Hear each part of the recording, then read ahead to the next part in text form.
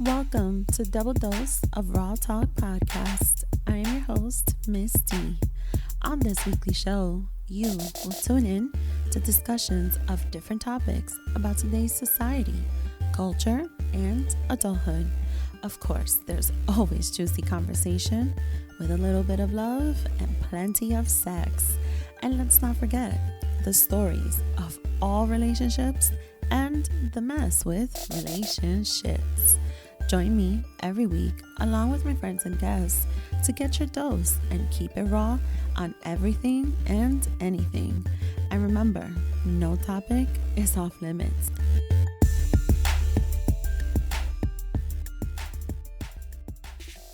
Welcome back, everyone, to another week and another episode on Double Dose of Raw Talk Podcast. I am your host, Misty, and on this week's episode, it's been a long time coming. What can't I say about her? That might just be a little loud, and I don't give a shit, because y'all gonna feel the strength and the wrath of this episode with the amazing guest that I have today. She is boss as fuck, strong as fuck, motivational, inspirational. I mean, if you ever wonder what sassy and sexy looks like in a uniform and it's intelligent, okay, this is it. Iman is here with me. So Iman, welcome to my show. Hey, double dose of raw talk. I'm here. Ew. It really has been a long time coming. Y'all, I've been waiting for Daisy in my DMs like, okay, like, ma'am, hello. I'm Iman. I am currently active duty military. I feel like you gave the best introduction. Daisy said it all. I'm just... Hey, I'm snapping my fingers. I don't know if y'all could hear that, but I totally am snapping my fingers right now. Yes, I mean, that in itself just explains, I want to say, the cherry on top, because there's so much more to who Iman is, and that is why I wanted to bring her on the show. But most importantly, let me be very honest about something. Since day one that I met Iman, I always knew she would be on the show.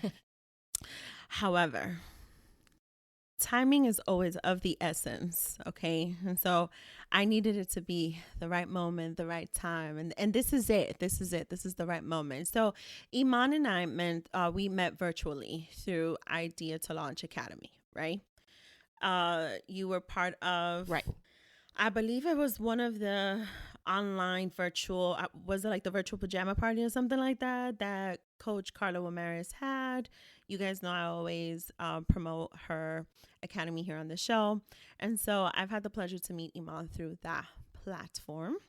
And so Iman is here today, and we're going to dive right in. This is going to be a pretty dope show, okay, with very interesting topic. But we're going to dive into the icebreaker. And the icebreaker is never have I ever. Ooh. Okay, so bear with us. Okay, this is going to be a little bit of a roller coaster of an icebreaker. So, are we ready? Now, I usually do this as a drinking game, but I've been drinking for the last 48 hours, and so I need a little bit of a break, just a tiny bit. I'm not gonna lie to you, I totally drank 2 hours before we sat to do this. Okay, totally did. No shame. That means it's gonna be more lit. All right, More lit. more lits. I'm still a little tipsy. Okay, so never have I ever with Iman. Number 1, never have I ever been so surprised I spit my drink out. I have. You have? Multiple times. Really? I only did it one time, but I mean a drastic spit. Like embarrassing spit. Okay, maybe not dramatic, but I've definitely hit one of and almost spilled, because people say crazy and funny things all the time, and when it catches you off guard while you're sipping and you're like, wait, I'm not ready. Mm-hmm.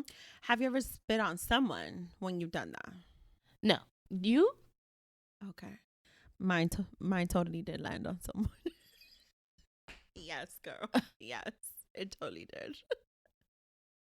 It was by mistake. I was turning around. I was purposely turning around because I knew the spit was gonna come out because I was just so surprised. And then somebody just happened to be there, so the spit landed on them with the entire liquid. What can I tell you? Shit. It be like that sometimes. It sure does. Number 2. Never have I ever had a strong wind lift up my dress and show my ass. No. No? Girl, wait till you come to New York City. Don't walk over those train station shits where the wind be flying through. Don't do it with a dress on. Because everybody's going to see your ass in New York City. I think it's only because I wear form-fitting dresses. We'll wait till she gets to New York City, and then we're going to take her to the city. And then we'll see all of Iman's ass in the middle of the street. The buns. Yeah, it's going to happen. I know it. The buns are out. Okay, number 3. Never have I ever been caught in public performing a sexual act. Nope. Never in public? You said caught, right? You said caught. Doing shameful shit. Well, yeah, caught. Caught, no. You've never been caught, not by anybody. I No. don't mean necessarily law enforcement. It could have been anybody. Really? I ain't shit then. Fuck. I'm terrible. I'm horrible. I should not be in existence. I've been caught by humans.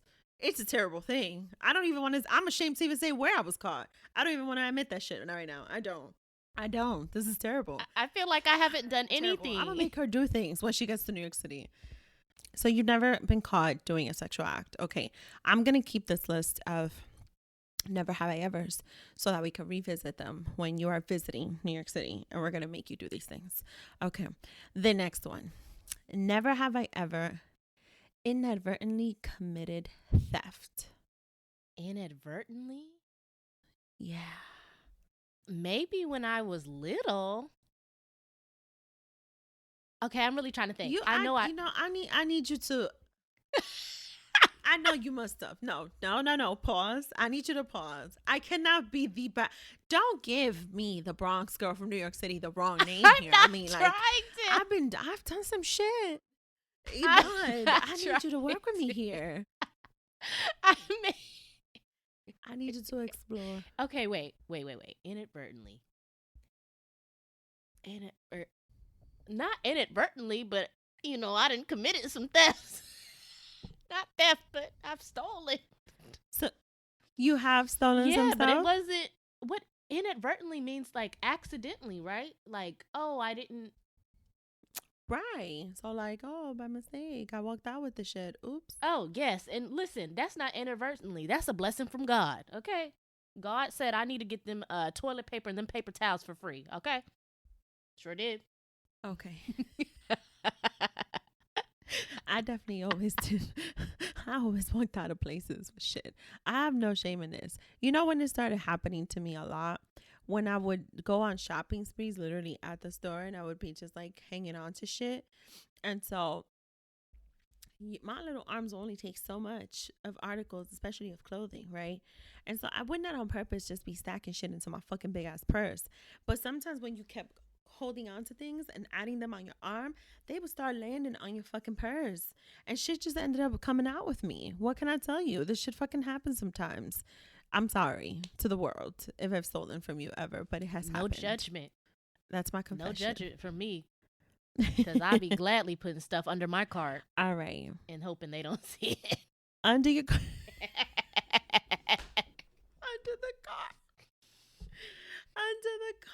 Under the cart. She said, they'd be like, excuse me, ma'am. You forgot. Can't. Oh, darn. I did. Oh, okay. Damn. I did? No, I must have paid for that. It's not on my receipt. Oh. It's not my fault she didn't scan it. Hello. I just be like, really? She didn't scan it? Well, you need to go talk to her because I put it there. I don't know. All right. The next one. Never have I ever messed up a song during karaoke. Nope. So you do good during karaoke? Because we pick our own songs. So you're picking your own songs and you do perfectly well on the ad libs too. God damn. All right, Iman. You know what, Iman? Okay. All right. Okay, I heard you. I'm not gonna lie.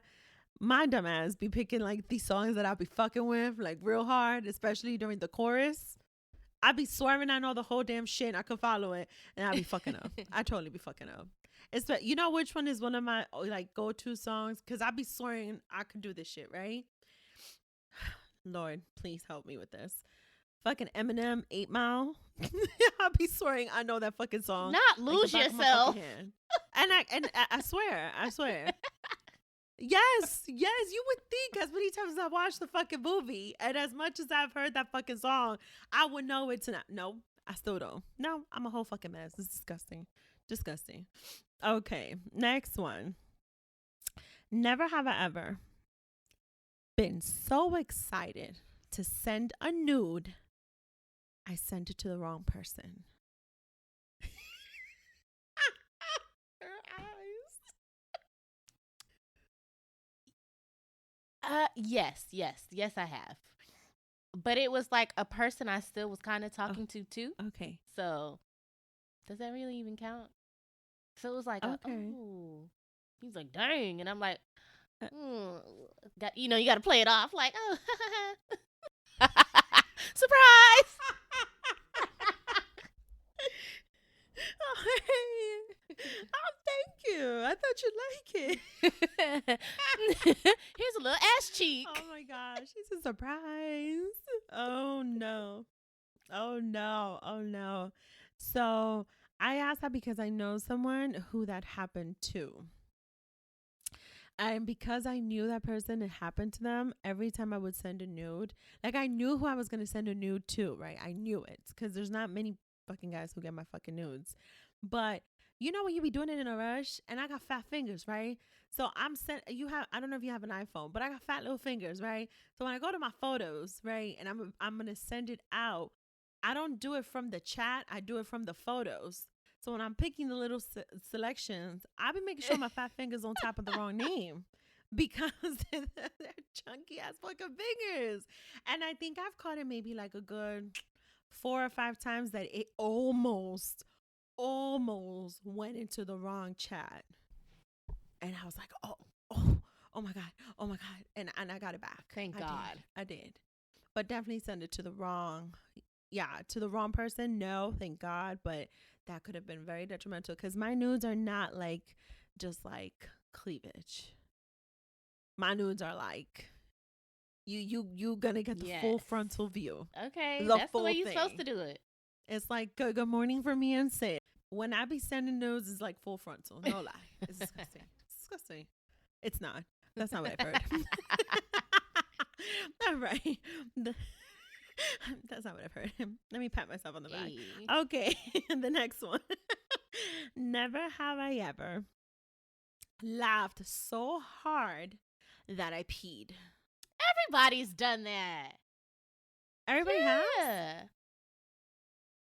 Oh, okay. I mean, I don't know. I be knowing some bitches who be swearing that They shit don't happen lying to them. Like their fucking bladders and fucking tact and shit. Okay, y'all lying. I know who right. the fuck y'all are. You know who you are. I definitely have. Yeah, I have too. You know who you are, but I definitely have. I definitely laughed so fucking hard. I peed myself, but like peed. And like I knew it was coming too. I'm one of those bitches that like laughs and I'm like, oh my God, stop. And I'm crossing my legs, right? I'm like, stop. I gotta pee. But my dumb ass is still standing there listening to the fucking joke instead of going to fucking pee. Oh yeah, my gosh. And then you I'm walking around all damp. Walking around all duh. Mm-hmm. Yeah. Okay, the next one. Never have I ever done the Carlton dance. Oh, I have. You have? That's the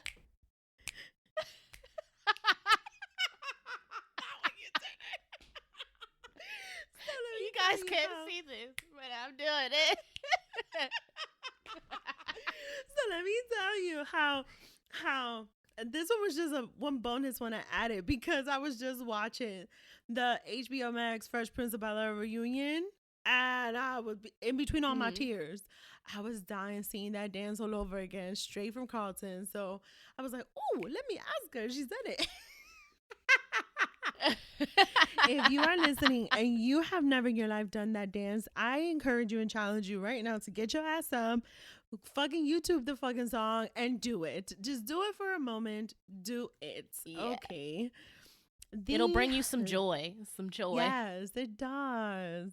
It does. All right. The last one. Never have I ever ate through an entire bowl of guacamole and chips by yourself.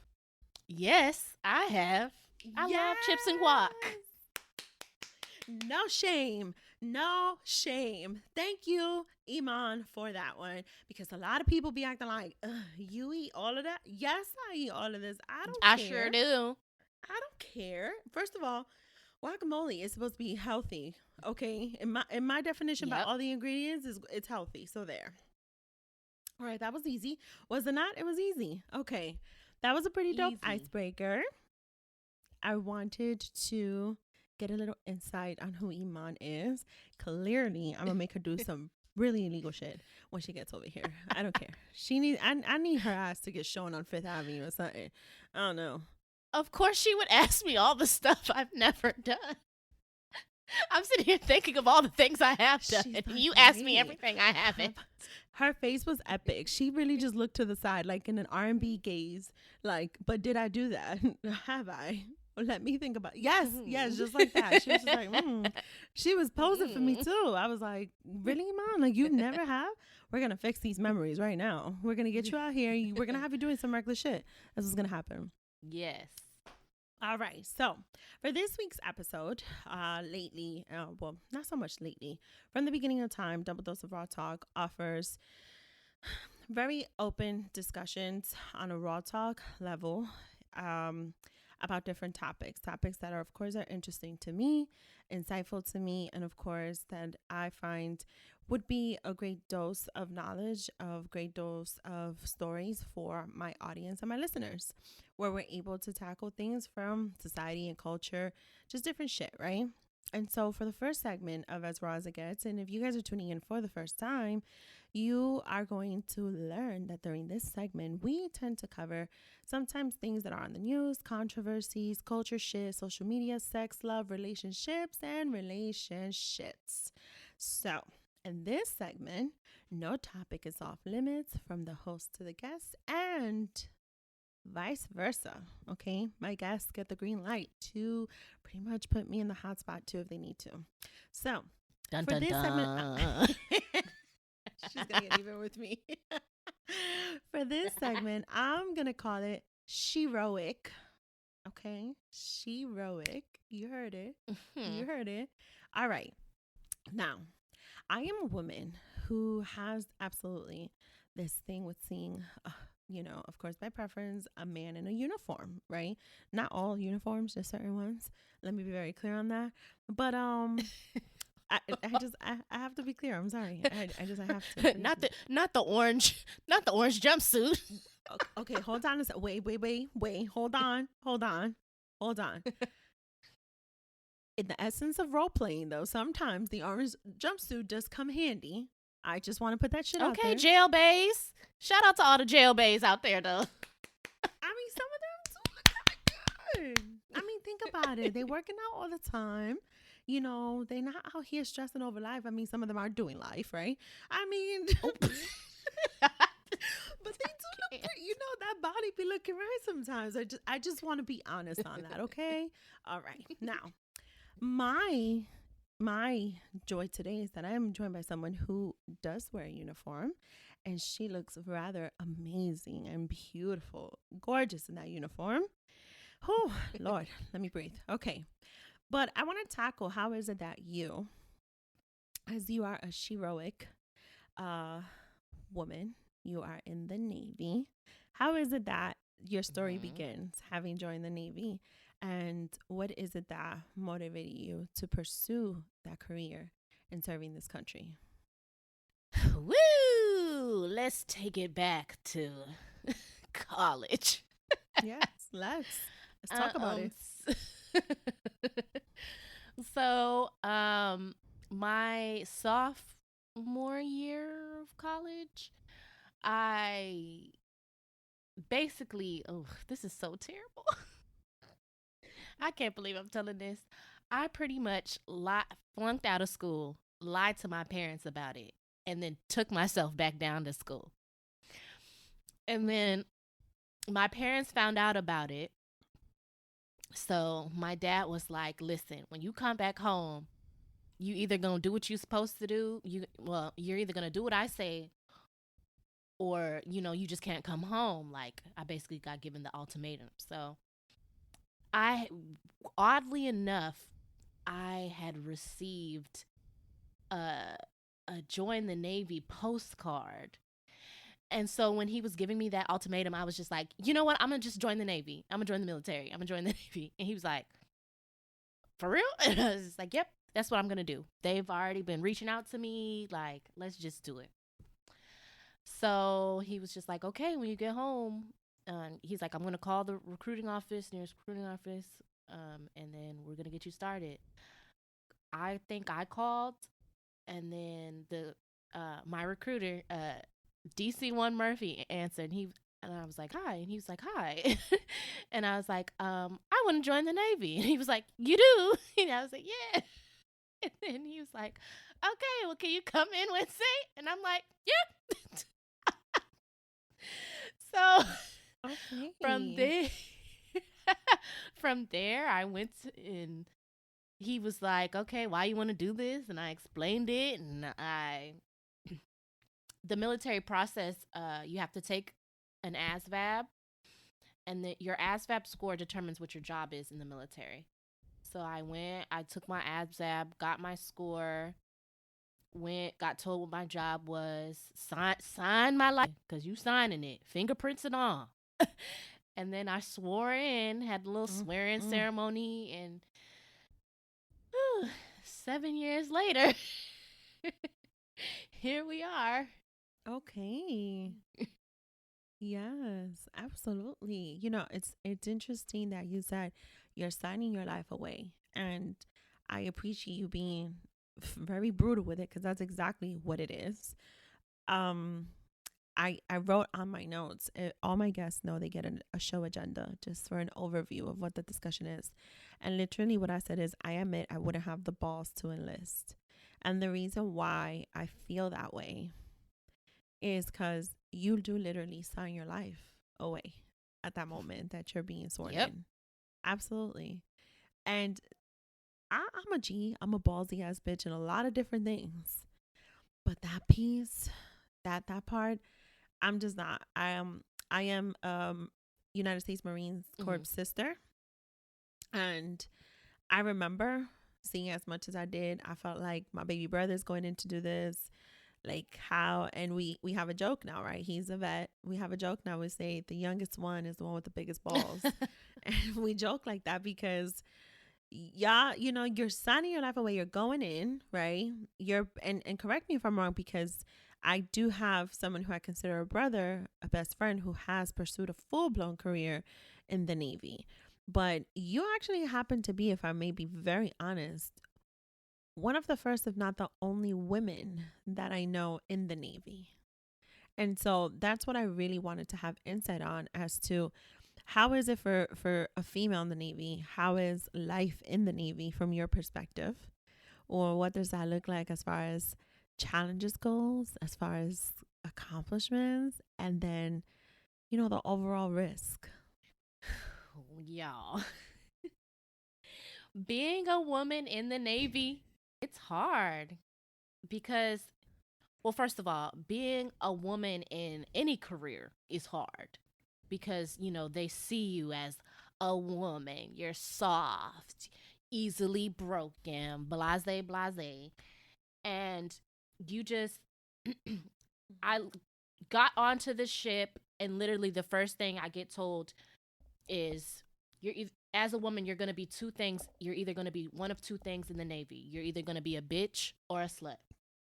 That's what you get told. First thing is when you walk on board. So, Okay. it's definitely hard because naturally the men get all the shine. you have to compete with men to get like the proper evaluations and get the good evals. And top of that, you're a woman. So, when I went on my first ship, you're considered fresh meat. So all the men of all ranks want a piece of you. So you have to deal with that. In the Mm. military, I'll say in the military as a whole, for women, there's a lot of sexual assault, sexual harassment. You got to deal with catcalling. They feel Mm. like they could touch you when they want to. They feel like if you come to a party or whatever, that they can do whatever you want to you. Like, there's so many military stigmas and or bigger problems going on, and just being a woman as a whole in the military is it's tough, and you definitely have to have tough skin for sure. Yeah, yeah. The catcalling. So one of the things I wanted to notate is, as part of the risk, do you feel safe as far as the job or at least the environment goes? And the reason why, no news to anybody, but definitely news, because in the segment we do tackle controversies and news shit. We see it. We see reports. We see certain news about, you know, females in the service, having been victims of some form or sort. And it's heartbreaking to see that. So for one, yeah, I don't know if in fact, as a woman also in any form of a career, are we really that safe when we can all deal with some form of catcalling or some form of sexual harassment? But when it comes to the military or it comes to the service, right? And we're thinking about, the Mm-hmm. opportunities that are there for a woman, but then is there really just like that equal opportunity piece? Like, when is it fully just that equal opportunity and when is it not? And when we think of the safety too, you hear these stories. The one of the stories that I have mentioned in the past, and one of many, let me just put that out there, but I have mentioned this in previous episode. I believe it was when I spoke with my guest, Big Sis, during a previous episode. I did mention Vanessa Guillen and, the continued story coverage surrounding just her case Mm-hmm. alone. But that is, again, one of many cases. I'm not going to sit here and expect, to have Iman say, oh, yeah, that happened to me or not. But I do want to have insight on if you've ever felt like it's been a bit of an unsafe environment, or have you fully felt safe? This was 7 years Mm-hmm. ago that you signed your life away, essentially. In those 7 years, how has that um part of the experience been for you?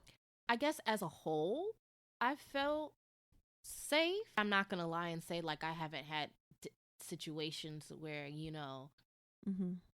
um that weren't good. Like, I remember a specific situation particularly where I feel like my ship didn't exactly handle it well, was that I was being touched when I was working um with the it was basic it's called mess duty.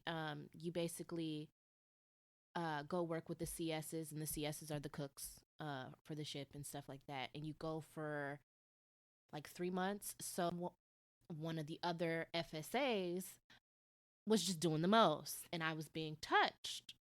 So, of course, I go down to my actual chief, because when you go FSA, you get put into their division. So I go find my chief and I say, my actual chief, and I said, Chief, can I talk to you? I explain the situation. And he's like, I'll Mm-hmm. handle it. Now, of course, by this point, when people start to ask questions, whatever, people create their own ideas of what happened, et cetera, et cetera. So their solution was just to move me from one area of FSA to another area. And that was it. Not exactly address the situation, address the person, Mm-hmm. whatever, just move me. Because to Mm. them, they're like, oh, well, they were cool 2 days ago and nice or to each other a few days ago, or they assumed we were flirting, or they assumed I was flirting with that person. So to them, they're just like, oh, now she's complaining, whatever the case may be. And that's like the thing that really sucks, is because like there's a lot of times where Mm-hmm. females go through stuff and people just don't believe them, or they naturally take the men's side. So that's pretty crappy for sure. Definitely, definitely. I mean, to say the least, it's discouraging, and it definitely puts a sense of uncertainties. Definitely not reassuring for me, because I do see it on the news, and I I cannot tell you I've been at all assaulted at a workspace or harassed at a workspace, not from a sexual aspect, but from on a personal note and in the Mm-hmm. outside world, I have had the experience of having been harassed and assaulted. And so when you feel that sense of anxiety or panic or worry or concern, even, I can't imagine that to me, something that may have happened in one moment, to have to walk into that at a workspace or at a work environment or in a career environment too. So I can't imagine having to even deal with that when you're essentially Right. working your ass off and you're serving a whole country essentially. So yeah, I want to thank you for opening up about that. All right. So the next thing I wanted to ask you, because I'm not going to sit here and just, highlight, anything just intense. Okay. I do want to also share. Listen, 7 years is a long time. So we're not going to act like Iman just has like, oh my God, this is the one thing that happened. It just took over my whole 7 year life. No. Okay. I want to know about your greatest accomplishments having decided to pursue this career for yourself. And what are some of your best memories and stories, even having been a sailor this long? um, greatest accomplishment. Let's see. I guess my, 7 years is definitely a long time. I'm gonna be like, dang, I got to go back in the mental. It's a long time. Yep, I guess absolutely. my greatest accomplishment is just making it through the 8th month deployment we did in Mm, 2015. Um, okay. surviving it, making it through, not breaking down or having to get medically sent off for like mental or anything like that. Not to say there's anything wrong with it, but just overall, Mm-hmm. just I'm glad. My biggest accomplishment to me is just making it through that deployment, because there's definitely highs and definitely lows. And Absolutely. let's, Absolutely. some of my best memories, one in particular that stands out, is that I got baptized in the Jordan River while we were in Israel. Oh my God. Yeah. Really? Yeah. Oh, It oh, was that just hit my. Oh,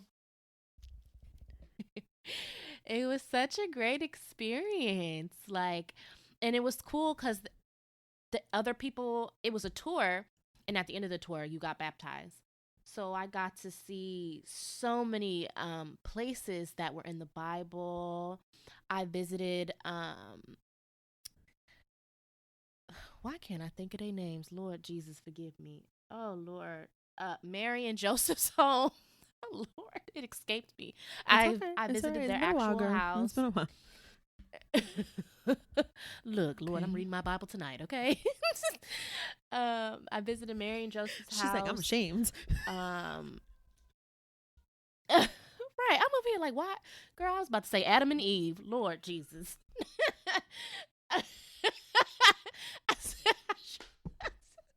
You Well, know what shoot, we though? wouldn't Adam have and Mary Eve. and Listen, where my life is right now, look, we wouldn't.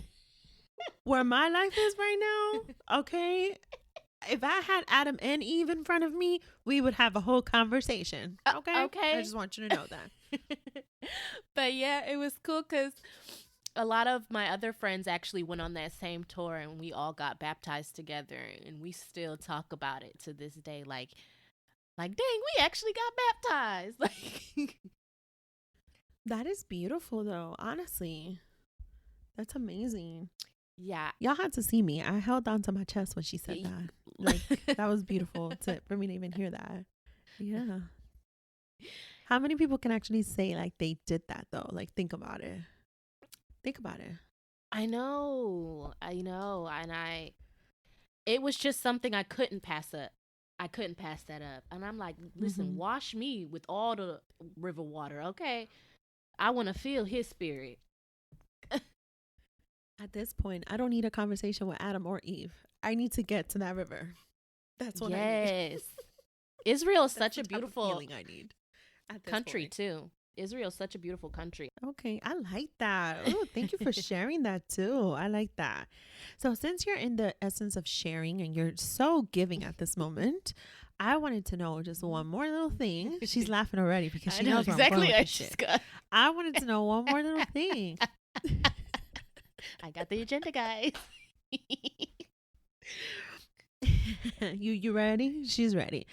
I just want to put this out there. I'm not going to show video, right? Because I'm not there yet in this moment. But since she's wearing this Lena shirt just for me, I'm going to ask this question with the way that with the way that I am.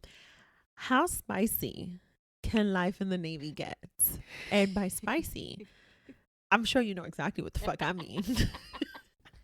How spicy can life in the Navy get? Please spill the tea.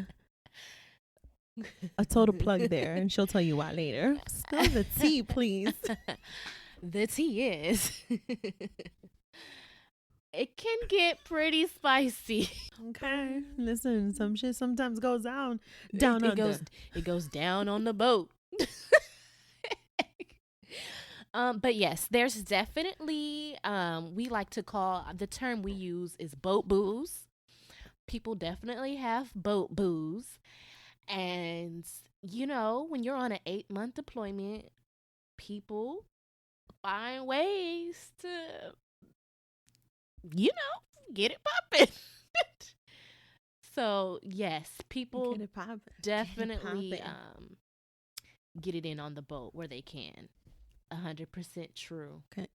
What did you say? When or where they can? Shoot, when and where. Wherever they can.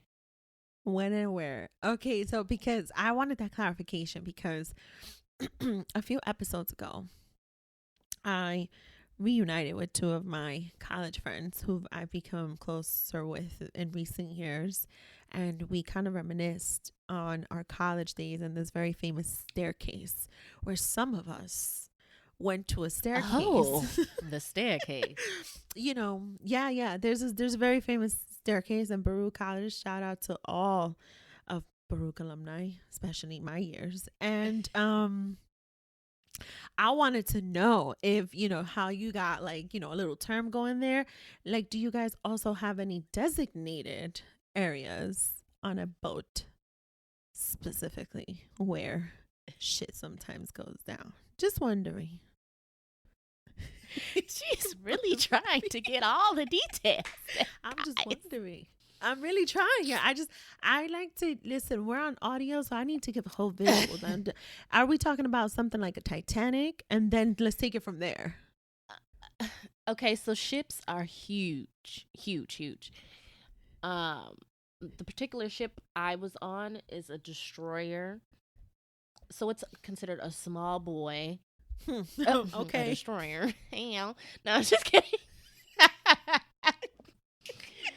And there's Okay.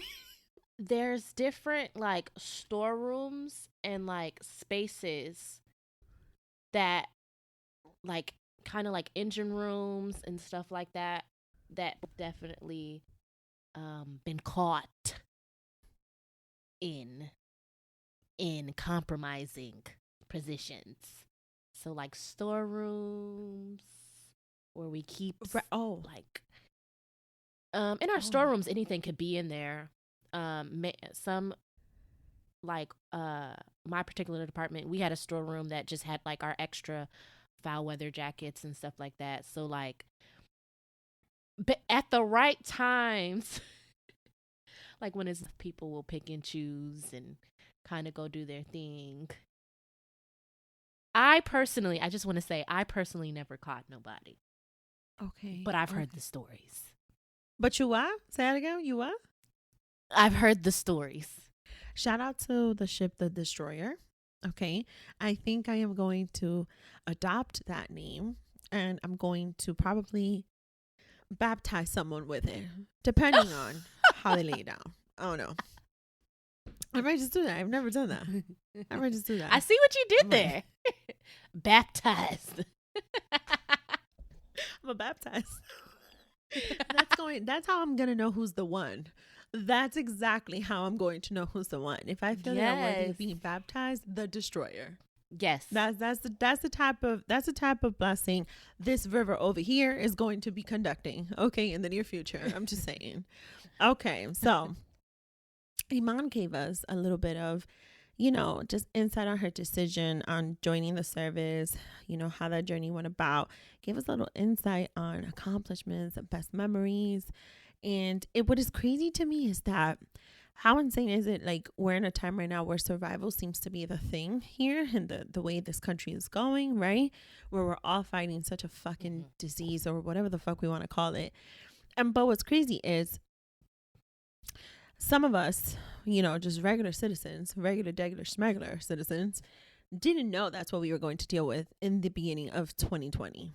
But I want to highlight one of the reasons why I wanted to have someone on this show who can attest to making such a decision, as previously stated, to sign their life away and take that initiative to say, you know what? In case I gotta go fight a war, this is what I'm going to do. Because that's Mhm. essentially what you're doing. And I don't think, like, I remember growing up seeing those commercials. And I remember growing up seeing those commercials. I don't recall seeing women on those commercials. Not as No. often as I see it now, or as common, I should Mhm. say. Okay. Because I see it more now. But even then, the way they would make those commercials seem is like, this is such a great opportunity. This is it. This, and it's like, like growing up, you saw more or less understand, like, oh, as a soldier, oh, as a sailor, or like you get it, but you don't really get it until you're old enough to truly understand what you guys are signing up for. And Mhm. I think the reality of what that position is for anybody in the service is when my brother did join the Marines. And I want to give a shout out to him because, again, like, he was like the baby of the family, and he's the one who did it. And I remember going when, for his deployments, when we had to see them off. I remember when he had to go and be deployed to go to war. And it was probably the scariest, I don't want to say goodbye. It was the scariest see you later of my entire life, as a sister, as a daughter staying behind with her parents who were like crying with their souls in their hands, as a mother at that moment with a 2-year old who was fascinated with all the weapons. Iman, when I tell you, he learned how to make the sound flicking of his tongue of the Mhm. machine gun. He learned it. He Ugh. was so Wow. excited, and he kept saying they let him go, like, how when they're getting ready to go on this bus to go deployment, I'm sure you know this. I don't know if it's the same for the Navy. They lay out all the weapons, all the bags, and everything, and Mhm. he looked like he was in a full-blown museum looking at all these weapons. He was so fascinated. He was so in love. And at the young age of 2, my son said he's going to be a Marine. I gave him the side eye, but I said, okay, son, sure, no Right. problem. Because it was at that moment that I realized that there was fathers going, there was brothers going. Like, yes, they are someone who is serving this country, but every one of them means something to someone else, to their loved ones. And in case you guys haven't noticed, this is still the month of November.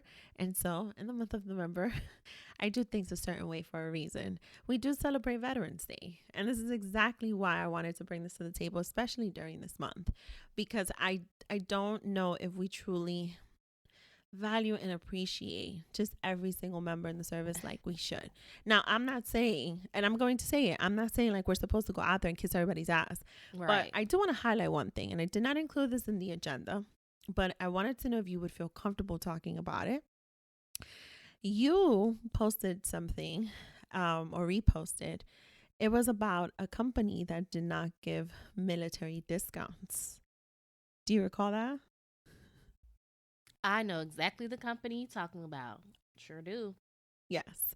I wanted to see if you wanted to shine some light and give your opinion, your deeper opinion on that, because listen, fuck all of y'all who feel like, oh, it's just a discount. It's not just a fucking discount. It's not just a fucking discount. But give me your thoughts on that a little bit, because I did see that it was very insulting. And I'm not even in the service, but it was insulting to see that. So let's talk about that for a little bit.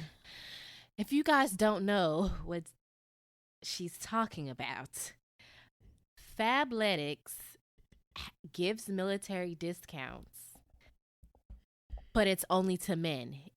They don't offer it for women. I guess one of our females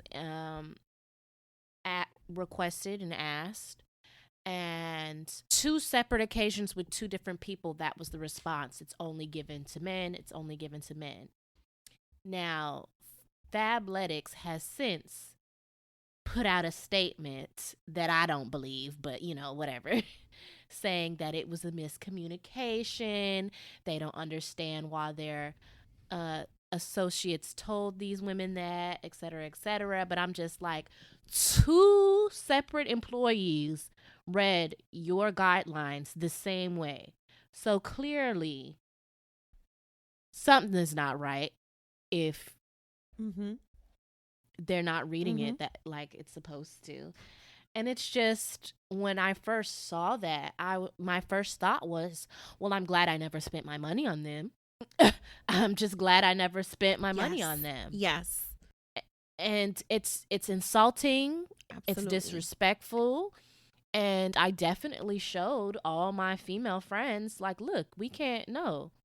I don't care what the excuse is. Like, that's, no. Sorry, not sorry. Fabletics. No, yes. I feel comfortable putting it out there. I just wanted to make sure Iman was comfortable talking about this, because it was not part of the agenda. And like I say, I like to give my guests an insight of what we're going to talk about. With this particular case, let me just be honest. From the very beginning of time, I do work out. I should probably be working out a lot more lately, and I'm going to get back into the swing of things, but I do work out. And when I was searching for the appropriate attire, a company who makes clothes for me as a plus size woman who does work out, Fabletics always seemed a little iffy to me. Always seemed a little iffy. And I started doing my research on the company. I started seeing what options do they have. Is their biggest size really their biggest size? Because some of these companies, they be swearing their biggest size is true to the size, and it's not. Right. Okay. And there was something always about that 2 for $24 deal that I was just like, I don't know how I feel about this. And there's some amazing people, public figures, who are ambassadors of Fabletics. They are. And I've always thought about it. I've always considered it, but I've never signed up. So when I saw this shit, I was like, oh, hell, they're definitely never getting my fucking money. Absolutely not. Like I said, I'm not even in the service, and I'm insulted and offended. Like, if you don't want to give us regular, schmegular people fucking discounts, so fucking be it. Don't. But for you to decide that someone in the service, the discount is only limited to a male and not a female, oh, fuck you. Like, who does that? Who decides that? Who just wakes up one day and says, no, only you guys, and not them? Can we just note that the owner is a female? So, hello? Yeah. Like, yeah. Come on. That's the even more insulting part. I think that's the cherry on top on the insults, to be honest. Absolutely. I'm glad that you were totally okay with opening up about this. Thank you so much, because I wanted to tackle it. Because I peeped it. I be peeping shit. Right. I be peeping. They can take that sorry ass apology and tell it to somebody who cares. And the 2 for $24, I could take that shit too. Okay.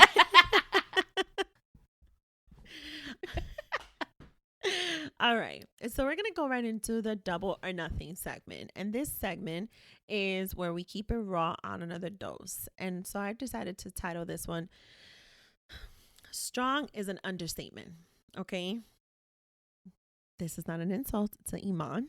Iman knows why I'm saying this. Okay. But we're going to share with you guys, and I'm going to say we, because it's actually something that her and I have briefly spoken of before, that we happen to have sort of kind of in common. And although our stories are different, the sentiment behind it is very real to the both of us. Yes. And so, keeping it raw, yes, Iman is a very amazing and strong woman, a sailor. But there's another title and another honor that Iman carries, and that is that she is a mom. And I'm going to be super duper honest with you guys. You guys know I've spoken of my son. And the truth is, and I've actually mentioned before that I became a stepmom before I became a mom at some point in my life. But before having my son, I did have a pregnancy that was not full term. And I've actually never publicly spoken about this. So this is actually going to be my first time that I am speaking on it. And timing is everything. And if I was going to do this with someone after having meeting her, it was definitely going to be Iman. And let me be very clear on something. I know several women who have gone through the same thing, but again, this was going to be the time to speak on it. So, Iman, as you and I do share a title, right? And at different points of our life, I wanted to know if you would share your story as to how you got this title and what happened essentially.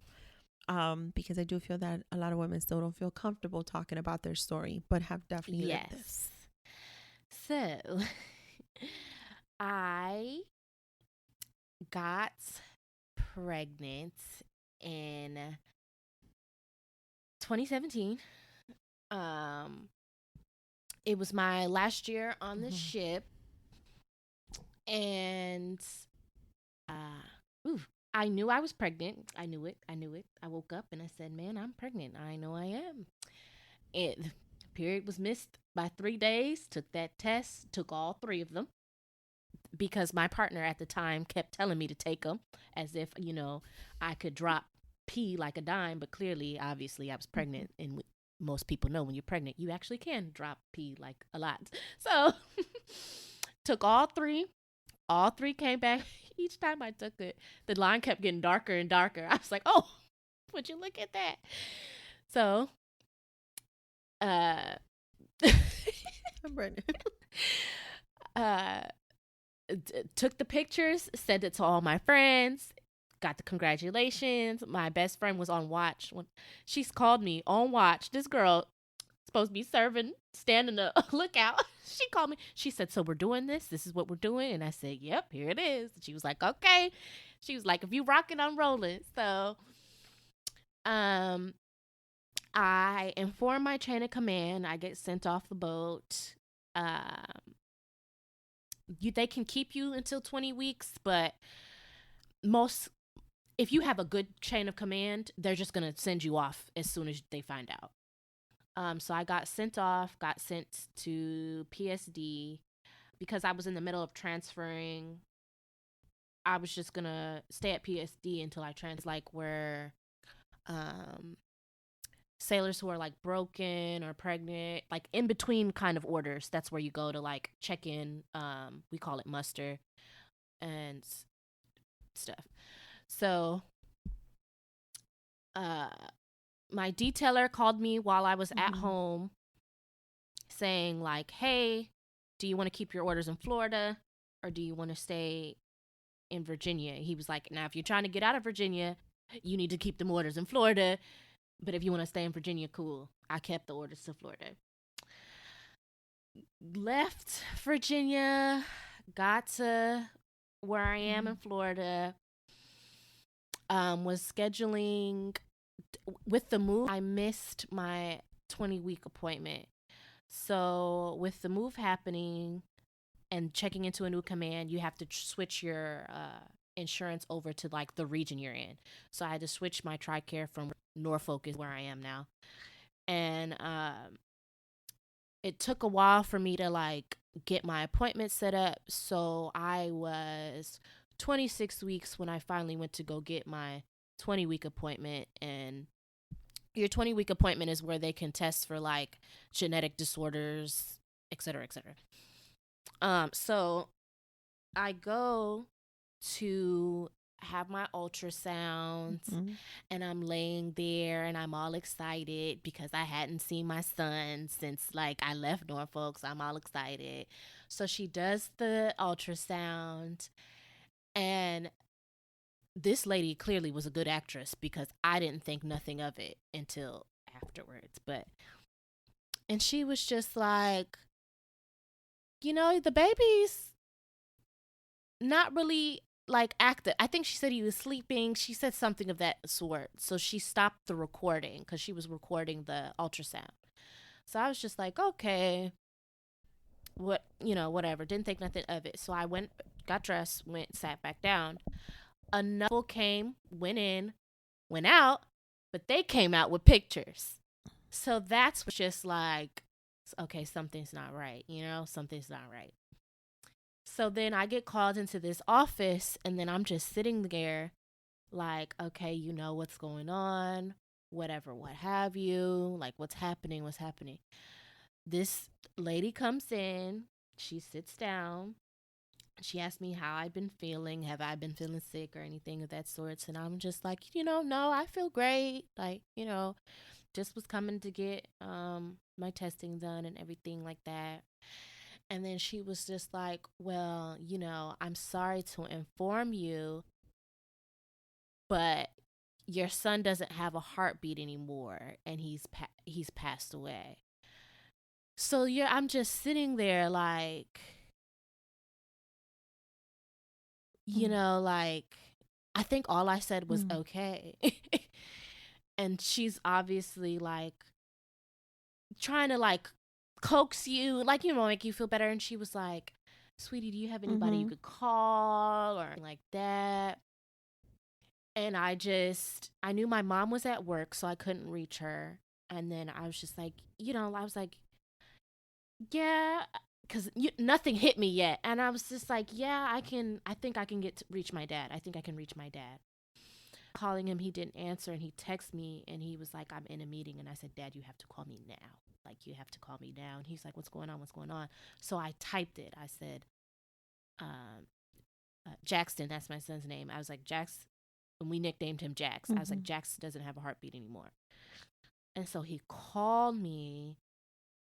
And then I think that's when I started crying, and I was just like, what do I do? Da, da, da, da, da. And I'm like, Mom, I was pretty much asking for mom, and all this stuff. I was freaking out. So he's like, calm Mhm. down. I'll get in contact with your mom.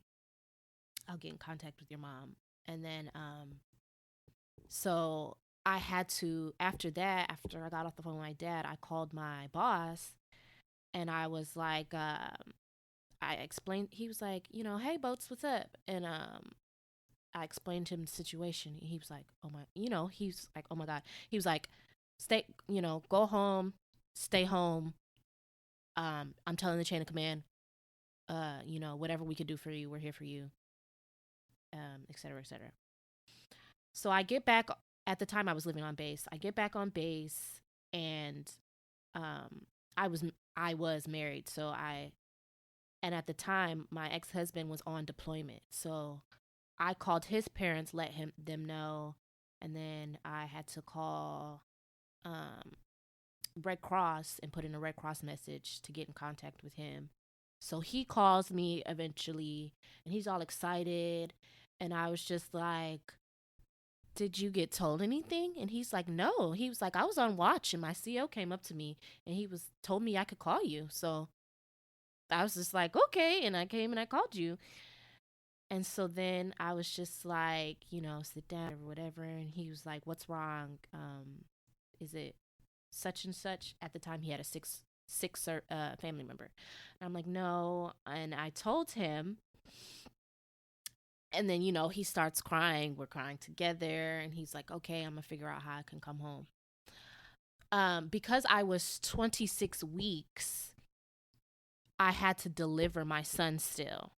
So um, that had gotten scheduled. I think my appointment was on a Thursday, and Mhm. the the delivery was scheduled basically for Saturday. Um, Finally got in contact with my mom. She pretty much booked the flight to come out the next day, and um, I told my sister. I told one of my sisters, and then my other sister came home. So I called her and told her. So obviously, the family's sad and stuff like that. And my mom started telling other family members because this appointment was literally 2 weeks prior to my baby shower. So like I had to like start calling everybody to be like, the baby shower's not happening. Literally the next day, I woke up and I was bleeding. So I Mm, called mm, my OB and I was like, "Hey, this is happening. What should I do?" And then the triage person came on, and she was like, "Sweetie, your body's finally rejecting the baby. You need to go to the hospital now instead of Saturday." So I had to call my boss and get him to take me to the hospital. And my mom didn't fly in until later that evening. My in laws at the time were already on their way, and I was just sitting in the hospital. Um, Shout out to my boss at the time, Taylor Baxley. Shout out to him. That man sat in the hospital with me until my in laws. He did not leave. He was scheduled to go on leave that day, like his trip to Disney. He did not leave until I said, mm. I'm good. He stayed by my side and made sure I was okay. Um, my in laws showed up. He left. My mom flew in later that evening. We started the process of everything, pills and everything to induce labor. Of course, my blood pressure was high, and we're starting everything. And ooh, Lord, I remember that first contraction, and I was just like, oh no. I was like, oh, this is what those feel like, like, oh, okay, all right, like, okay, here it goes. And the next day, um, I woke up. I still wasn't like dilated enough, Mm-hmm. so they rapidly tried to do it. And I guess when they rapidly tried to do it, not to be graphic, guys, but this is honesty. So they took the pills and they stuck it inside my vagina to speed up the process. So I remember getting an epidural because the pain, I couldn't tolerate it anymore. And then after I got the epidural with all the medication at this point, I just felt so tired. So I remember taking a nap. And I remember waking up. The nurse comes in because at that point they were going to give me a catheter. And when she lifted up the blanket, when she looked just to check me out, she was just like, "Oh, I need to call the doctor. You're about to push." So I was like, "Okay." Mom was still in there and stuff like that. I've With the epidural, of course, I couldn't feel anything, so they were telling me to push, and I was just like, "I think I'm doing it," like I think this is what I'm doing. So they had to coax me and help me with that, and then my son came out and they cleaned him up for me, and then I got the Mm-hmm. chance to like hold him, and my mom got to hold him. Um, the in-laws got to hold him and everything. I got a call from my ex-husband, and yeah, that's my um sad story. I never really found out why I lost my son. I guess the situation that I was in was called a missed miscarriage, and the doctor later on told me that I had like Mm-hmm. there was like an infection somewhere, I guess in my uterus or something. So she said that could be it, or yeah, that's my story. Um, I thank you for sharing it. I just want to make a notation to my listeners. There was definitely a preliminary conversation about talking about this with Iman, and I very much so commend you for agreeing to come on and talk about this. Because if I'm going to be super duper honest, it's not something that I talk about. all the time. I actually never shared it with my immediate family. When it happened to me, I I felt a lot of like guilt and shame when all of that happened. I was still fairly young, and I was already, with, at that time I wasn't married yet, but I was engaged to my son's father. And so they already didn't quite like him, if I'm going to be honest. And I just felt like being a young woman and just like, you're not supposed to like go through these things. It's like, oh, you're young, it's not like, everything is functioning on you, or at least if other people in my family would have gone through it, I really didn't know about it much. That's the truth. Because again, a lot of women don't talk about it. So for me, what happened with me is that I remember finding out that I was pregnant, and you always told, oh, you don't tell anybody until like you make 12 weeks, because what if something happens, or this, that, and the third, blase, blase, blase. So I really did not tell anybody. I kept it to myself. And then it was the fact that they didn't like him. And then so I was like, okay, I have to be prepared to say this to them. Oh my God. Like I felt so like this is like going to be like such an issue. I was still in school. Not that it serves any purpose, because when I had Marcus, I was still in school anyway. So there. But yeah. But what I do remember is in going into my ultrasounds in the beginning, they were also struggling to find a heartbeat. And then when they finally did, the next thing that they always compared to, and I don't know if anybody knows this, but obviously they check the measurements. They check your uteral measurements, they check the baby's measurements and progress and things like that. Um, Things were not matching. So, based on, so yes, there was a heartbeat, but the growth of the baby was not matching with how far along I was, or from my last period to how far along I was. It was not matching. It was kind of like, okay, you're supposed to be this far along, but the baby, the fetus, is this big or not big at all, essentially. So, but oh, there was a heartbeat, there was a heartbeat, there was a heartbeat, so everything was fine.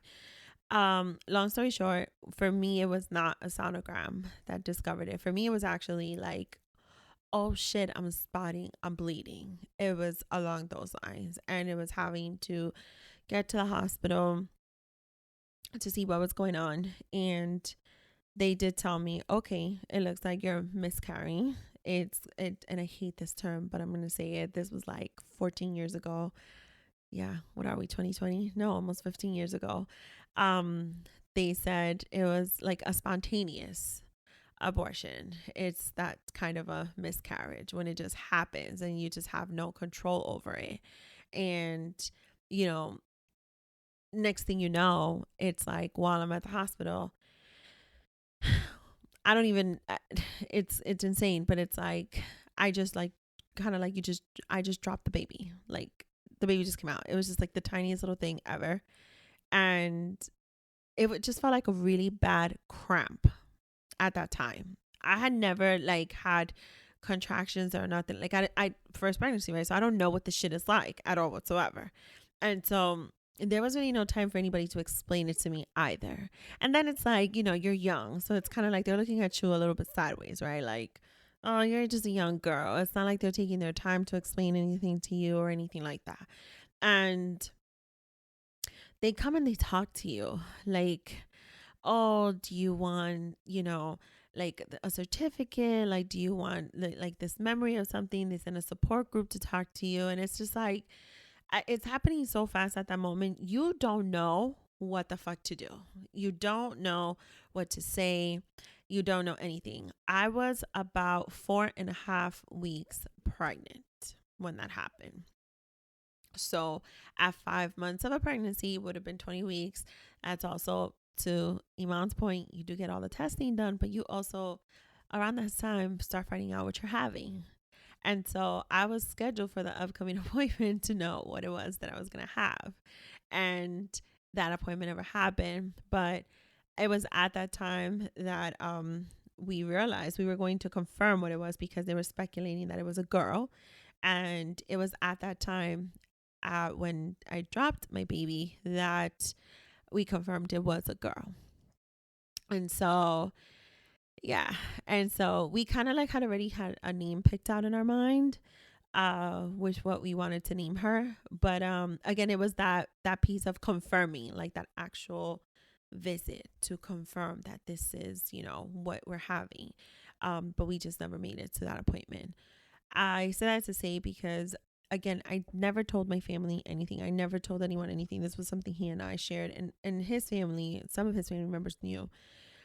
When I got pregnant with Marcus, I kid you not, Iman, every little thing that I felt, every single change in my body, I ended up in the hospital in the emergency room, to the point that I would go to the same hospital and the emergency room already knew me. And they told me, nothing is wrong. We need you to calm down. You're overwhelming yourself. You're stressing yourself out for no reason. These things are normal. And every little thing that I felt, I used to end up in the ER to be like, no, something's wrong. Something's wrong. I know something's wrong. You have to check me. You have to check me out. You have to check. I feel it. So I was so paranoid. Wow. And I don't think anybody understood because I just didn't share with anyone what I had gone through. And I do think it takes a lot of courage to be able to speak on it. I just never found the comfort or the right voice to do it until now. And for you to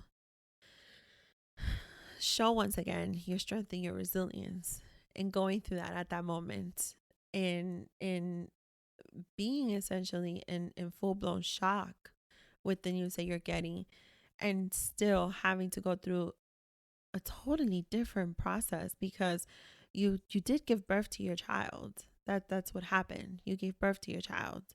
And I wanted to shine light on that because again, I think in some instances it's still a taboo topic where we don't feel entirely comfortable to share our stories and share our voices as to what that's like. And two, because once again, that's where I do look at you as someone who shows and demonstrates so much strength to still push through in essentially in memory of Jackson, in memory of Jax. And I appreciate you sharing your story again for the comfort of whomever may be listening, and knowing that here you do have two women who, in their very unique ways, have had to grieve a pregnancy or a child, however, which way you'd like to look at it. For me, I definitely look at it as grieving a child and then having to still go on with life one way or another. So, thank you for that. And I hope for my listeners, if anybody has ever dealt with this or is going through it now, there's so many different ways something like this could happen to any of us. I hope that this finds you some form of comfort, and just knowing that, the level of strength that we experience during such a difficult time is definitely an understatement with what we deal with. Okay, so we are going to go right into the last segment of the show. So we're nearing the end, and this is the overdose segment. So it's kind of like a newly revamped segment. This is where we raw rant on the shit we are pissed off at, or the shit we are completely over, or something we're like overwhelmed with and we're completely in full joy and bliss of. Okay. So before I go and I give my 2 cents on a little sentence, I wanted to know if there's anything you needed to rant off on, whether it's that it pissed you off or you're just like, hey, whatever. What's currently irritating me and pissing me off is the fact that COVID is still here and we can't travel nowhere. That's Oh my what's God. irritating me. Yes. Yes. Yes. I'm ready for it to be over. I'm ready for there to be a vaccine. I'm ready for it to be something. Like we all need to go back to our regular scheduled program, our Mm-hmm. lives. Like I'm Mm-hmm. just Mm-hmm. Mm-hmm. COVID got us all messed up. All the way fucked up. All Yes. the way fucked up. I just did it ruin any of your plans that you may have had in the works? The trip to New York. That's the one. Yeah. That's Yep. the one. Yeah. You The were trip to New supposed to. York. I was supposed to be there now. I know. I know. Yeah, you totally were. It definitely ruined plans over here on our end also. I actually had to cancel trips, postpone. Unfortunately, we were also supposed to try and make it out to Florida, but it's just not going to happen. We just can't. Numbers continue to spike up here in New York City. So if we haven't said it enough, let me say it one more time. Hashtag this bitch, mask the fuck up. We just can't say it in no other way. This is just the best we Right. can. We put a little nice tune to that too. Okay, like just wear your mask. I'm tired of seeing people walking around, no mask on, complaining about wearing a mask, all of that. The Trumpies are out acting Ooh, crazy. Like I can't. I the can't. Like just put a Trumpies. mask on. Girl, I saw that on Facebook and it's stuck with me ever since. I call them the Trumpies. Are you are you in the grocery store like the Trumpies are out? The Trumpies. The Trumpies. I never even thought. I hate saying his name. I don't like saying his name, but I might just fuck with that name from now on. I might The just do it. Trumpies. I might just do it. Well, there's definitely something I wanted to you know, kind of give an overdose on to my listeners because we have been on this whole vibe during this whole episode of just, the many things that our beautiful and very fierce Iman does. And she's been rocking our boat this whole episode a little bit, with a little bit of Mm. insight on some, down under, juicy little tea, and then just her story, and then, of course, her resilience. But there's one more thing about Iman that I want to touch on, and not because it's, just Iman. It's not just Iman. It's something I actually spoke about in a previous episode with another guest with Harlem. I know Iman knows who Harlem is. Shout out to Harlem. Shout out to Harlem. Yes, shout out to Harlem. And we spoke about a lot of the scrutiny that women have gotten during this pandemic when they've decided to take their very creative and natural, beautiful femininity to OnlyFans. And I had to say that phrase. I told Iman that when I see her in her very natural, I'm not going to say habitat, but it's like her very natural state. She's just very stunning and beautiful. And what I love about, her putting herself out there, it's because of her natural, beautiful femininity. It's something that was once said to me from, a gentleman who shall remain nameless. And Oh, yes, no name drops no here. name drops. I don't incriminate no one. Snitches get stitches. Snitches get stitches. And but he said that to me once about me, and I always used to wonder, like, but what does he see?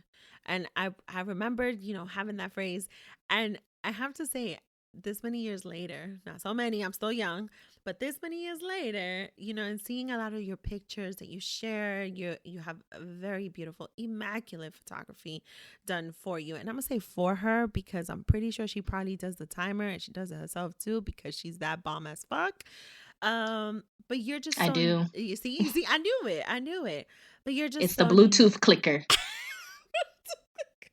but you're just so natural with it. And so when you shared that you were starting your OnlyFans, it's something that we've definitely spoken of. And I want to put it out there because I'm totally for women celebrating their bodies, women putting out there themselves. Me, I've always said, like, I don't know if you heard, but recently my son had an issue with this thing called Google, and he Googled the wrong porn site. And so this is exactly why, yes, ma'am, this is exactly why I don't take that leap of faith. this is terrible, to start an OnlyFans because I have plenty of shit I could fucking share that I fucking give to exes and shit, that could probably be posted Mhm. up somewhere and I could make money off of this. But I don't because my fucking nosy ass kid who's nosy like his mama will probably come across my damn OnlyFans page. So with my fucking luck, right? with Right. with my luck. But I do love it when women are able to celebrate their bodies. And I do love it when women are able to embrace it. And especially very natural and very feminine. With you taking yet another step. And the actuality of it is I do feel it takes a lot of courage to do that.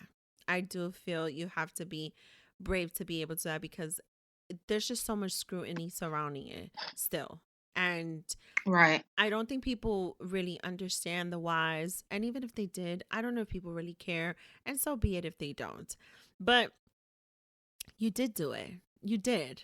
And so, for one, she's totally going to drop her OnlyFans on the show in case anybody's interested. I just thought y'all should know that. But also, is a brave tip, yet another one that you've decided to do. And so I want to know, how is that going? Because I'm going to tell you something. I'm getting ready to do a boudoir photo shoot. Now that I'm 35 and fine. And so, Hey. yes, I'm going to do it. But I've spoken on this. Like, it's different when you have a photographer in front of you. It's different when you have to get more vulnerable, with your body. But the fact is, our bodies are beautiful, and we have so Yes. much femininity. So, how's it been going for you? How do you feel? Like, have you gotten real comfortable with it? Like, what's up? Talk to me. I feel like I've always just been comfortable with myself and with my body, so it's not like I'm doing anything different. It's just more so I'm posting the pictures that I just can't post on Instagram, pretty Right. much. Hmm. Like, so all my cute and sexy pictures or videos, I'm just like, Hmm. well, there's guys out here who are like me, who are probably willing to pay for some exclusive pictures. So let me just go ahead and post them on OnlyFans and see if I make money. And Hmm. I am. Good. So Good. a little extra money definitely doesn't hurt. Right, right, absolutely. What was the deciding factor for you to do it? Besides the fact, like, I mean, like, shit, I'm not just gonna give this shit out for free because I'm not gonna lie to you. Now that I look back on the many times I've sent out a nude, yeah, I've sent out nudes. I'm like, fuck, I should have fucking charged for that shit. I put a lot of effort into that. Like, Right? Like when spend all this time, like, how does my butt look? How does my body look? Let me suck it in real quick. Look, get my good side, all of that to send it just to get like a thumbs up or the googly eyes. Like, girl, girl, not girl. Oh, you don't know. You don't know. but the deciding factor for me, honestly, was just that I was bored and I just wanted to try it I hear out. that. I hear that. I hear that. Do you foresee yourself continuing doing it for a much longer time? And there's a reason why I'm asking that actually. But do you see that like still continuing, maybe expanding it a little bit more to what your content may be as of now? Mm, I mean, for now in quarantine, it's something fun to do. And afterwards, I just don't know if people are gonna, I guess if the demand is still There. flowing, Okay. I could see myself continuing doing it. Or if I guess got into a more serious relationship and maybe my partner didn't care for it. Who knows? Okay. You just never know. Okay, I could totally fuck with that, and I could respect that. I asked because I had actually recently seen. I don't know if you have heard of her, the rapper Suki. Hmm. She had the OnlyFans, and then she made a post saying goodbye to OnlyFans because she was Right. done with it. She made her bag. She was good, calm, cool, and collective. She's moved on from it. So I just thought, okay, Suki went into this strategizing. she she she Right. strategized, and now she I said, feel like "Ah, she had a goal. She had a goal. She set the goal, and now she's like, "Peace out." peace." She did. She definitely did. She did that. She did. What's that song that's out right now? Get that bread, get that Yes, hitch. and then leave. Yes. Peace out. Yes. And honestly, like I fucks with Suki. I love her since the first time I came to know of her. And she's a whole ass vibe. You know, she definitely got some scrutiny too with some of the content that she put up on her OnlyFans. It was her OnlyFans. So you know, motherfuckers came out and leaked some stuff and she got scrutiny for it too. And I mean, listen, everybody sets the tone of what their OnlyFans is going to be. And so if you fuck with it, you Exactly. subscribe and you follow and you support and whatnot. And if you don't, you don't. That's the bottom line. Exactly. But that's why I wanted to shine light on it because, like I said, if listen, there's certain factors that make or break a decision into going into something or not, or stepping away from it. If I'm gonna be honest with you, like 100%, the pandemic has hit a lot of people in different ways. I Right. thankfully have been okay, but shit, if worse comes to worse, I remember growing up. I remember like knowing some women like making comments and saying like my kids are always gonna be fed. If I have to go sell my ass, I'm gonna go sell my ass. Well, look at here. Look at where we are today. Like, if I had to fucking sell my ass, you damn right I'm gonna at that point have no choice. Sit down my fucking 13-year-old. Tell him, listen, your mama gotta do this. This is what times have come to, and I'm gonna have to fucking do it. And Right. that's it. You know what I'm saying? But um very transparently, the only thing that does hold me very transparently, because everybody knows I got almost 900 fucking pictures in my hidden folder that I would just love to share with the fucking world. No shame. The hidden folder. For a reason. For a reason. But that is the only person that holds me back. If I'm gonna be honest, it's my kid. That's the only reason. And it's because he searches shit now. That's really the only reason why. Okay, if I'm gonna be honest. But I do want to applaud and recognize that I do, knowing just like to what Iman just said, and it's the fucking truth. To so much time we put into sending one fucking nude to look right, and the hair is laid out a certain way, and the makeup looks cute, and Right. I'm here posing and shit, and that's just for like a set of 5 fucking pictures for me to just send one, and all you motherfuckers want to say is, "Oh, my dick got hard. Oh, that looks good." Like, Right. damn, that's it. Like, I did this shit for you. Right. We take 100 different pictures. Only pick one, the best one. We might even edit it a little bit, Just take the time, add a little extra glow for y'all to come back and just be like, damn, send the lick emoji, send the googly eyes. Oh, my dick got hard. Damn. damn. Like, ugh, Yo, yo, I look back on it ugh. now. Yes, I look back on it now and I'm like, man, I should have fucking done an OnlyFans since then. Like, I'm fucking pissed. It's Like, gotten where me was tight. OnlyFans at when sending nudes was becoming a really big thing? Like, where Thank were they you. at then? Thank you. I mean, it was me, on this overdose. I definitely want to, once again, applaud the momentum because I admire the bravery that it takes to go and really embrace your body in front of a certain level of publicity when it comes to Right. OnlyFans, right? But then Hmm. it's also the, fuck this shit. If y'all are taking pictures for these men and y'all sending notes, I mean, for that, just like no face, no case, because I've thought about this thoroughly, and just, I don't know, wear some I nice think gloves. there's some girls on there who will wear like a mask and The stuff mask. like that too to I got a few add like masks. that sense of mystery, like you don't know Ooh, who it is. But then if you have like, tattoos and something that can you easily identify you, then it's just kind of like no so point. But I have no tattoos. And as much as I've wanted to get a tattoo, I sometimes feel like if I get a tattoo, I'm gonna fuck up my vibe with my nudes. And I'm gonna be mad at myself because I got no tattoos. So, like, I could get away with a lot. I just have to make sure to wear gloves, because my hands are very, very telling. And I do have a few not the masks. hands. The hands, they're very telling. My hands, I got my mama's big ass hands. And I have the masks, like those masquerade type. I have a few of those. Ooh, Yes. that'd be nice. But I'm telling you, my nudes be like that. Some lucky motherfuckers have gotten those. I'm pissed. Anyway, I wanted to just, overdose on that a little bit because it's to me, I think it's like I said, I think it takes a lot of courage. I think it's dope as fuck. I think that when a woman is able to embrace her body and love herself in her natural, beautiful femininity state, it's deserving to celebrate it, regardless of what she chooses to do Right. with it. And I'm totally here for it. I did post a picture a very long time ago, something that I was comfortable with from the neck down. And I did post it.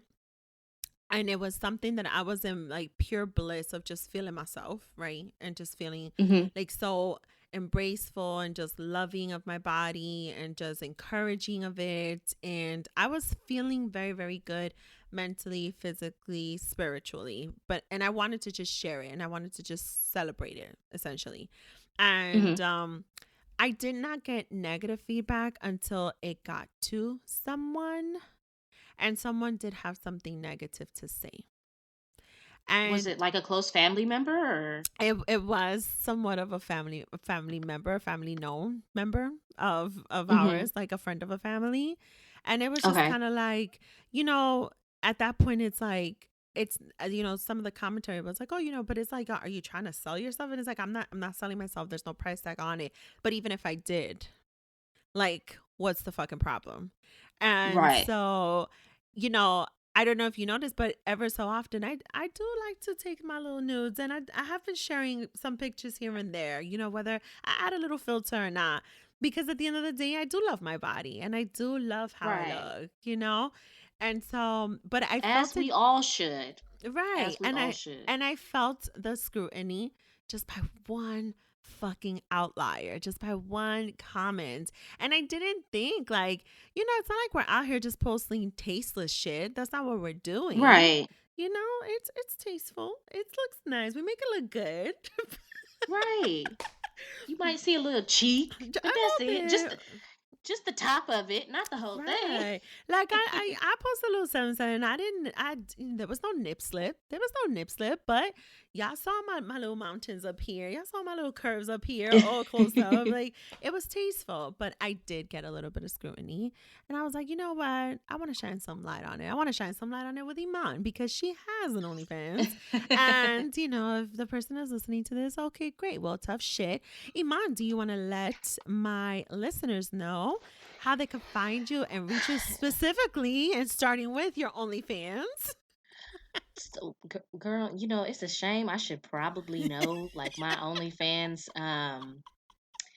URL, but I don't. Okay. So, Okay. I'm gonna pull it up. She's gonna pull It's it up. Y'all o- gonna be patient. oh, it's OnlyFans backslash IMVNNN underscore. Ooh, I like that. That's where you can find Yes, me. ma'am. And where they can find you, of course, if you would like to share with my audience, where they can find you on Instagram. And of course, you guys know I always tag everything in the show description. But please let them know where they can find you. You can find me on Instagram at Iman Brianna underscore IMANBRIANNA underscore. Yes, ma'am. Well, this has been a pretty dope for us to talk about. Uh, I'm not gonna say the many versions of Iman, but the entire being of who Iman is, and then some. And maybe if she got more stories for me, she might come back on another dose to another episode and share a little more. Or when I drop my little project, Daisy already knows she's coming. That's right. That's right. So it's still in the works, and we're gonna keep manifesting it, and it's gonna happen. Yes. But just know y'all gonna stay tuned. And listen, the only way you're gonna be able to stay tuned and stay on top of this is if you go follow Iman on Instagram. Yes. And you're gonna be able to get all the tea on who she is, The and you'll tea. be the tea, and you'll stay tuned to her next projects. Okay? Be- because the upcoming tea is piping hot, okay? That's right. Piping hot. That's right. That's right. Y'all, this is so dope. Iman, I want to thank you for just coming again to just share your story, your overall story, to show, just a group of listeners, an audience, on some raw talk, the many things that you can be, that you can do, that you can accomplish. And you could be all of that and then some. Like, I know as cliche as this may sound, but I fucking love the song Every Woman. And you know what? Nowadays, we're defining what a woman is. We're defining who we are as Yes. women. And this is exactly why I wanted you on the show on this episode, you know, to share that with me, to share that with everyone. So thank you. Yes. Yeah. Thank you for having me. Yeah. Woo! All right, y'all. You guys already know this has been another week and another episode on Double Dose of Raw Talk podcast. I am your host, Miss C, and you guys will tune in next week. Bye. Bye, guys. Make sure to follow us on Instagram and Twitter. And we are streaming on all platforms. Check us out on Apple and Spotify. And don't forget to subscribe, rate, and review. Now let's talk about it.